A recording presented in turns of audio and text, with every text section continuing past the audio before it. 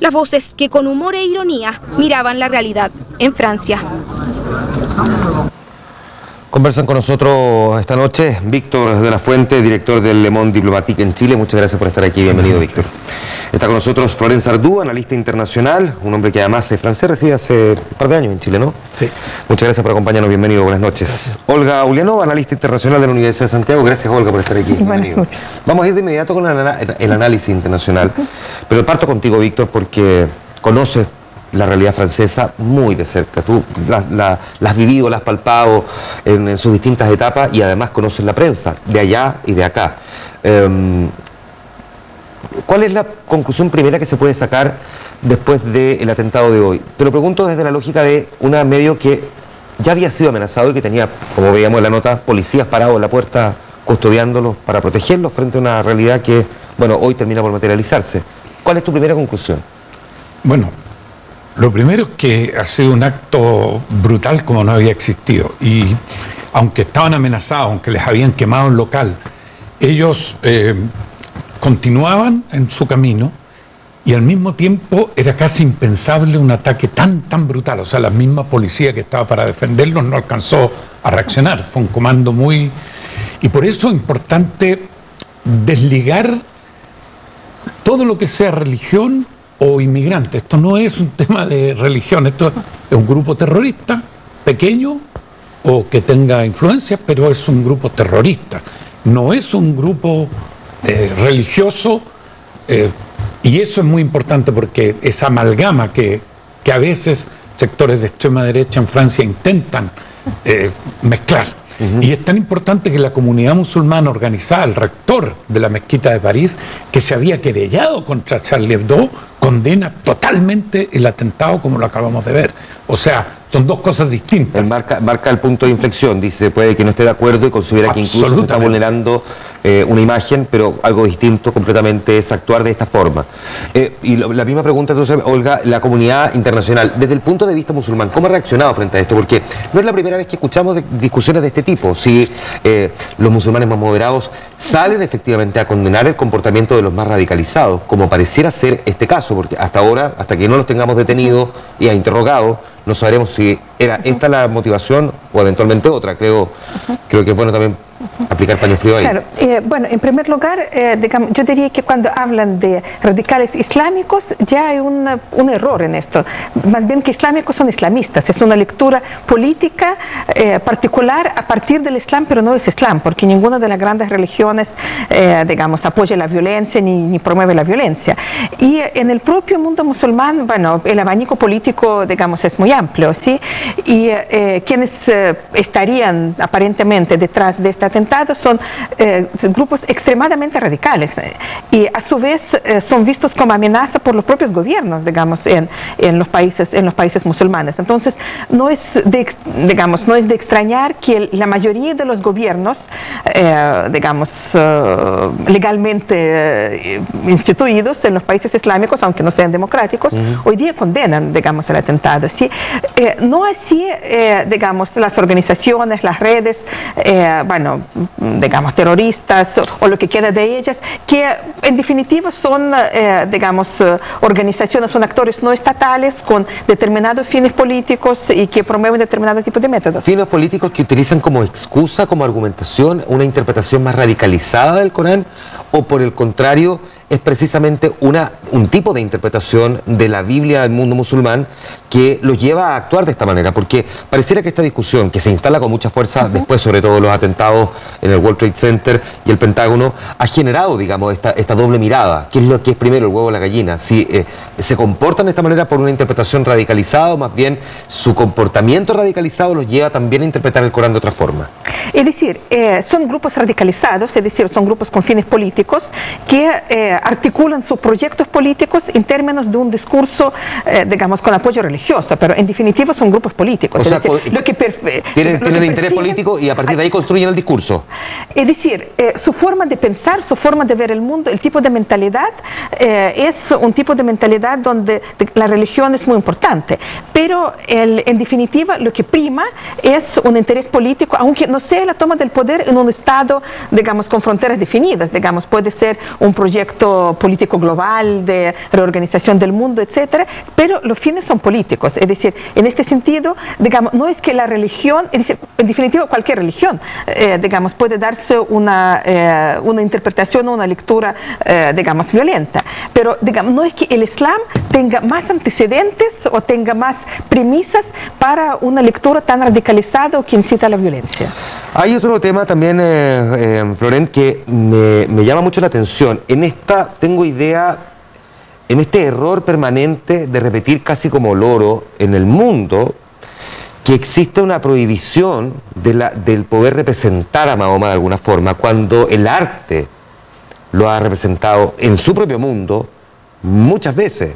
O sea, digamos, los persas, montones lo representaron de distintas formas, pero aquí se suele argumentar que en realidad lo que a ellos les molesta es que la figura de Mahoma quede representada en un dibujo, en algo. Lo que, sin embargo, pareciera no ser cierto también. ¿Cómo se entiende entonces esto? Se entiende que el discurso, esta gente, estos fanáticos, buscan en realidad cualquier motivo así simple para tratar de justificar sus acciones. Como lo dijo muy bien Olga, ellos no tienen ideales religiosos, no tienen metas religiosas. Ellos son grupos radicalizados que tienen un solo fin, el poder a cualquier costo. Ahí el motivo para conquistar el poder, para tener poder, es a nombre de Allah, al nombre de un Islam totalmente falso que ellos en que ellos creen. Entonces ellos buscan cualquier motivo. El tema del rostro, de representar o no el rostro de Mahomet es un motivo como una excusa nomás, pero no tiene mucho fundamento. Ya, si ese es una excusa, ¿qué puede haber detrás entonces de una motivación tan radical como esta? Salir a asesinar a los representantes de un medio de comunicación, más allá de que sea satírico o no. ¿Cómo lo interpretas tú al menos? Ahí habría que ver, creo que hay un tema psicológico, claramente. Entonces yo no estoy la persona adecuada para analizar eso, pero muchas veces son gente desesperada, que no tienen esperanza. Estamos viendo a nivel más global, lo vemos en la sociedad francesa, en la sociedad europea, una crisis económica que yo creo que el fondo del problema, no explica todo, pero el fondo del problema es eso. Tenemos una juventud, tenemos seres que están totalmente sin metas, desorientados, y al lado, muy cerca, al otro lado del Mediterráneo, existen fanáticos que reivindican su guerra santa como algo místico, como un mundo de fantasía.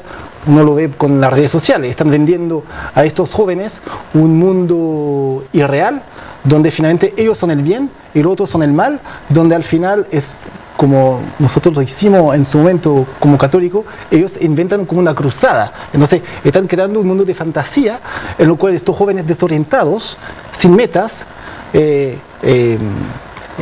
adopten este discurso. Interesante lo que planteas tú, Florent, porque Víctor, hace algunos años, dos editoriales de diarios franceses que recuerdo haber leído traducidas, porque lamentablemente el francés nunca se me ha dado muy fácil, pero sí recuerdo haber leído traducidas, te diría hace unos 3 o 4 años, hacían un cruce que era bien interesante entre el surgimiento de la primavera árabe, cada vez la mayor profundización de la crisis económica en los países de la zona euro y el surgimiento de movimientos más extremos y también por otra parte más nacionalistas.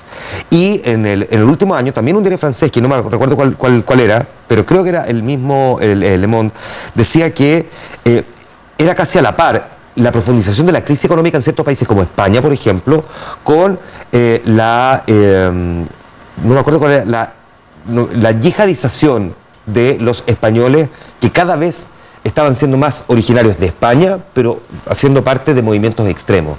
¿Hay efectivamente un cruce, crees tú, o puede ser una lectura un tanto arriesgada, que esto haya provocado, o esto puede haber, digamos, contribuido a la radicalización de ciertos sectores desencantados? Lo que pasa es que efectivamente hay un problema grande con la juventud y con sectores muy vulnerables que están entre los más pobres y que han sufrido los ajustes y todo eso. Pero yo lo separaría completamente de estos actos, porque los que han sufrido eso son 20-30% de la población. Los que están haciendo esto son 3-4 personas o grupos, pero mínimos. Incluso algunos que es verdad que han ido a combatir a Siria, que se han incorporado a los yihadistas, pero eso en número es mínimo. Por lo tanto, yo creo que... ¿Pero por qué pasa ahora y no pasaba antes? ¿Por qué surgen desde España, desde Europa, estas personas que antes no iban? Por eso la pregunta es que no encontraron respuesta a su propia cultura, Bueno. es decir, como descendientes dicen aquí en este continente no me siento representado, y ven el surgimiento de estos movimientos, o es por una situación económica, es por una crisis religiosa. ¿Por qué? Es que todo contribuye, pero al mismo tiempo cuando hay grupos que ya son más numerosos, como el Estado Islámico, en que tienen fuerza en Siria, en Irak, allí hay un fenómeno que se podría tomar desde ese punto de vista, porque es más masivo. Es más masivo. Pero del punto de vista de los españoles, por ejemplo, es mínimo los que se ligan a la yihad, o en Francia igual. En Francia se habla de cerca de 1000 que habrían ido a combatir de una u otra manera, y un centenar habría vuelto, y eso los están vigilando porque pueden ser células durmientes o nuevos que reclutan. Pero es un fenómeno mínimo. Y los que hacen terrorismo, o sea, yo creo que hoy día el tema fundamental es justamente no hacer esa amalgama, porque quienes tienen ese sufrimiento, bueno, en España la población se ha volcado más bien a movimientos como Podemos, que tiene 30% de apoyo, más que a yihadistas. O sea, yo creo que eso es lo que marcaría. Y bueno, en todo caso, las víctimas hoy día claramente son los periodistas, y no se les puede culpar en absoluto. O sea, son los periodistas. Hoy. Hoy, claro, porque algunos dicen, bueno, que ellos han hecho caricaturas muy duras y han ido más allá de los límites. Pero esto no puede ser. O sea, la víctima de un acto terrorista es la víctima, no es el culpable. Es como, con todas las diferencias, pero cuando se viola a una mujer, no tiene ninguna culpa esa mujer, aunque haya andado con minifalda. Son dos cosas muy distintas. O sea, la víctima es víctima y no se la puede culpar. Ya, separemos entonces esos puntos. Primero vamos a el comportamiento de estos grupos en términos globales, porque hemos visto durante el 2014 un surgimiento con potencia de los yihadistas, del autodenominado Estado Islámico, ISIS, o como queramos llamarlo, con un interés muy concreto de formar un califato, pero con un comportamiento bastante occidentalizado, por decirlo así, de atemorizar al resto del mundo. Los videos, hasta las especies de tráiler de películas, pero con imágenes reales de una crueldad que es imposible de describir a esta altura. Primero, ¿por qué estos movimientos han ido cobrando este nivel de fortaleza, de fuerza, o al menos de presencia? ¿Por qué podría ocurrir esto? Bueno, yo separaría dos cosas. Primero, si estamos hablando a nivel global, estamos viviendo en un mundo cuyo desarrollo se acelera, pero, no sé, en una progresión geométrica, ¿sí? Entonces, cada vez hay menos certezas. Entonces, cada vez el mundo es más inestable. Entonces, hay gente en este mundo de vorágine en que estamos viviendo, además agregándole la crisis económica y, bueno, y todo lo demás, en los propios países europeos, en los propios países desarrollados, que busca algún tipo de certeza y no la encuentran. Entonces, si nosotros vemos hoy día entre aquellos que adhieren a este islamismo radical e incluso van a combatir por el Estado Islámico al Medio Oriente, no necesariamente son descendientes de los inmigrantes. Hay un porcentaje de descendientes de inmigrantes, pero digamos, entre ellos también hay franceses, hay españoles, hay europeos de origen, digamos, de las etnias titulares de estos países que se convierten al Islam y que van allá. Es decir, ¿qué buscan ahí? Buscan que alguien les diga qué se puede hacer, qué no se puede hacer. Buscan algún tipo de orden y de certeza en un mundo donde no pueden jugar con su propia libertad, no pueden vivir con su propia libertad y no la saben administrar. Entonces, ese es un tema. Bueno, son muy pocos, pero para este tipo de organizaciones no se necesitan muchos, son visibles. Ahora, otra cosa es por qué precisamente los territorios de Siria, Irak se convierten, y Libia también se convierten en el escenario de acción de este tipo de grupos.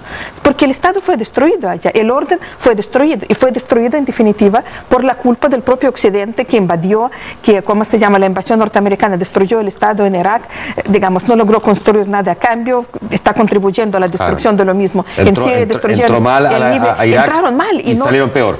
Exactamente. Entonces, ¿cómo se llama? Nuevamente, frente al caos que reina allá y la ley del más fuerte, del hombre con armas que puede hacer algo, aparecen este tipo de grupos fundamentalistas que establecen nuevamente algún tipo de orden. Entonces, ¿cómo se llama? El Estado Islámico ejecuta a lo que considera a sus adversarios, pero aplica algún tipo de políticas sociales y establece algún tipo de orden. Lo mismo que pasó con el movimiento talibán en Afganistán, es decir, era volver a la edad de piedra, pero después de, ¿cómo se llama?, de varios años del gobierno de los señores de la guerra, digamos, la población afgana prefirió digamos, al talibán porque establecía algún tipo de orden. Hoy día hay ciertos sectores de la población de Irak y Siria, desde el 2003 está el conflicto en Siria, que, digamos, perdón, en Irak, sí, que, ¿cómo se llama?, que reciben, ¿cómo se llama?, al Estado Islámico, que además tiene muchos recursos por el petróleo y algún tipo de digamos, caridad está realizando, digamos, como el mal menor. Entonces, digamos, si como que va conjugándose esta búsqueda de sentido y de certezas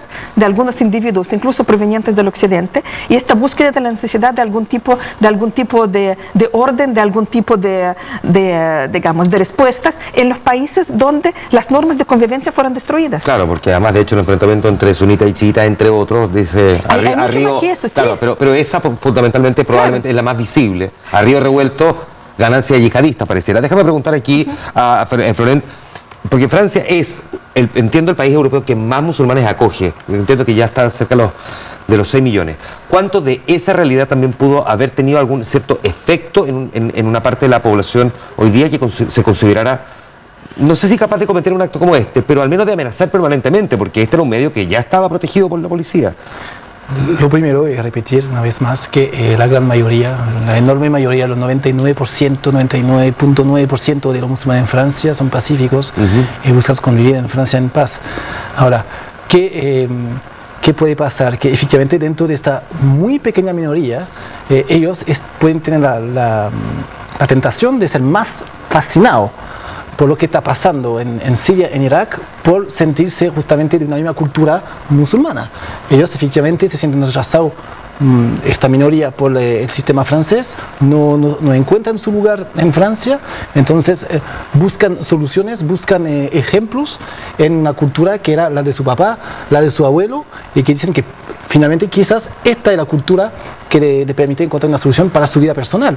Entonces quizás dentro de esta minoría tienen más facilidad o más tentación para ser fascinados por lo que está pasando en el Estado Islámico. Hemos visto por otra parte en países como Alemania, por ejemplo, el surgimiento de estos movimientos anti-islamistas o islamófobos, como le están llamando ahora. ¿Cuánto puede radicalizar también el comportamiento de ese tipo de grupos a partir de un episodio como el de hoy, crees tú?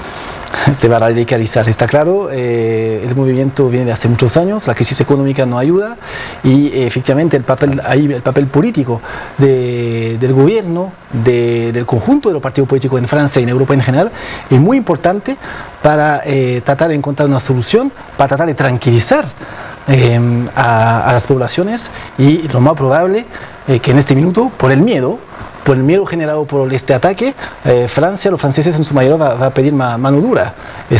A medio plazo, incluso a corto plazo, va a ser un problema político bastante fuerte para François Hollande, porque lo escuchamos hoy día con su opositor número 1, Nicolas Sarkozy, que luego a la política, que en su discurso obviamente lo primero que dijo es que había que crear la unión, había que ser unido frente al terrorismo, que iba a apoyar al gobierno en todo lo que iba a hacer, pero dejó entender al final de su discurso que había que poner mano dura, que significa que lo más probable que puede pasar lo que pasó en Estados Unidos en su momento, en 2001, después del atentado de la Torre Gemella, que existe un tipo de Patriot Act francés, y eso lo más problemático con lo que está pasando con estos atentados, porque termino con esto. Buen punto, ya, nos guste o no, y no nos gusta, obviamente, somos todos demócratas acá y valoramos la democracia, de alguna manera los terroristas están ya a punto de ganar una batalla, no la guerra, pero una batalla, porque lo más probable es que después de este atentado la población francesa va a exigir mano dura. Incluso políticamente yo creo que François Hollande no le queda otra que tratar de reforzar, digamos, las medidas de seguridad, y quizás también a reforzar la legislación. Entonces, en el fondo de todo, son hipótesis por supuesto, pero esto pasó en varios países ya, puede pasar que con este atentado finalmente la democracia esté debilitada porque se va a reducir la libertad individual por medidas, por reforzar la legislación para tranquilizar a la población. En eso estamos. Eso es lo más problemático de este problema terrorista. Recojo como interesante este punto, Víctor. ¿Cuánto puede, por otra parte, el mundo nacionalista, que hemos visto presente en Europa y particularmente en algunos países como Francia, sacarle provecho, sacarle ventaja a este acto de crueldad? Sí, sin duda intentan, y hoy día también, bueno, no solo Sarkozy, también el Frente Nacional, Claro. que de alguna manera están complicados, porque hoy día hay una unanimidad para condenar el atentado. De hecho, claro, el discurso del Frente Nacional fue muy suave. Es muy suave, Muy pero político. terminó igual en la necesidad de aplicar medidas, de que la delincuencia... Y por lo tanto le puede sacar una ventaja. Exacto. Pero yo creo que lo más positivo fue la reacción, no solo del mundo político, ni solo de los medios de comunicación, que fue unánime, de condenar el atentado y de apoyar, sino que de la ciudadanía, que salió a las calles. Eso no se ve tan fácil. Y salió a las calles para condenar el atentado, para defender la libertad de expresión.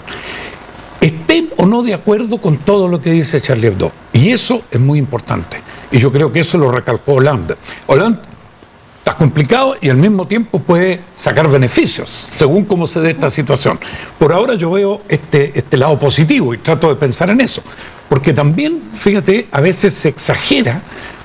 ¿Se acuerdan cuando hubo elecciones en Grecia y los de Aurora Dorada, extremas, fascistas, pero realmente brutales, salió en todas partes? Y los tipos hoy día no tienen más de un 5% de apoyo, y Syriza, que es la izquierda más radical, tiene alrededor de 30% y aparece como la primera fuerza.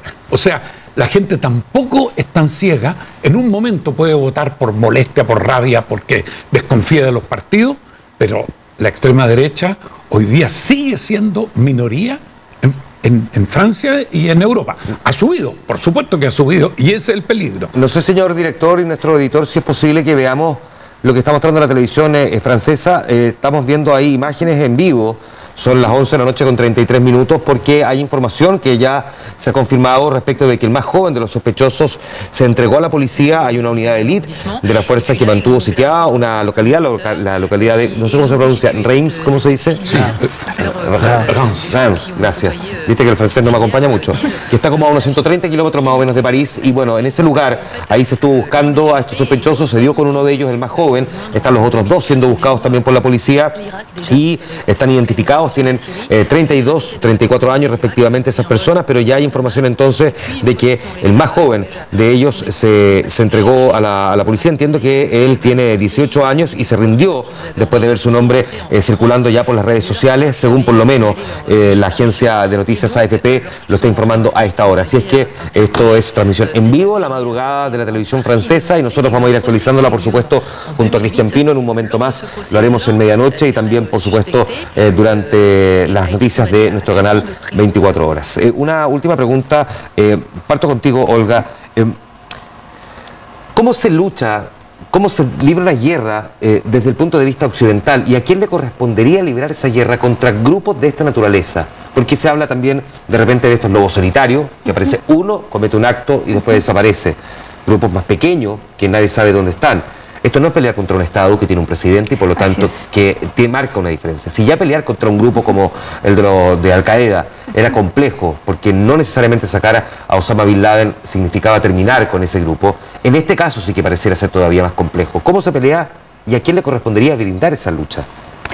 A ver, yo creo que no se puede blindarse ni se puede protegerse en contra de este tipo de grupos. Bueno, hoy día eran 3 personas, es decir, no sabemos qué es lo que estaba atrás. Frustración personal por no lograr insertarse en Francia, qué sé yo. Es decir, un tiempo atrás el atentado en el, ¿cómo se llama?, en el maratón de Boston en Estados Unidos, es decir, los padres de estos chicos eran absolutamente laicos, es decir, fue frustración personal porque el sueño americano no resultó. Es decir, contra este tipo de cosas no hay blindaje, porque uno no puede ponerle guardia a cada uno de los ciudadanos para saber qué es lo que se le puede ocurrir. Ahora, yo creo que si estamos hablando no de la batalla, sino de la guerra, es justamente no caer en el juego. Es decir, no caer en el juego, por ejemplo, de la ultraderecha nacionalista, no, digamos, vincular, digamos, tres locos o fanáticos, sí, con, no sé, millones de habitantes de origen, digamos, de origen musulmán en Francia, o no sé cuántos millones, digamos, en toda Europa.